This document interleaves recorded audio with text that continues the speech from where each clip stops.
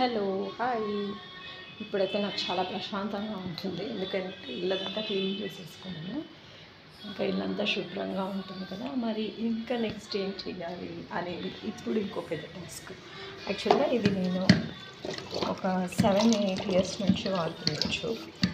చాలా బాగా ఉంటుంది, చాలా ఈజీగా అనిపిస్తుంది. పని చేస్తున్నా కూడా మనకి కొంచెం అంటే ఏదో తప్పకుండా చేస్తున్నాం అనే కానీ పెద్ద పెయిన్ఫుల్గా అనిపించదు. ఇదైతే ఇల్లు తుడవడానికి బాగా పనికొస్తుంది. చూడండి, స్టిక్ వేరే ఉంది, టబ్బు వేరే ఉంది. అంటే స్టిక్స్ అప్పుడప్పుడు పాడైపోతూ ఉంటాయి.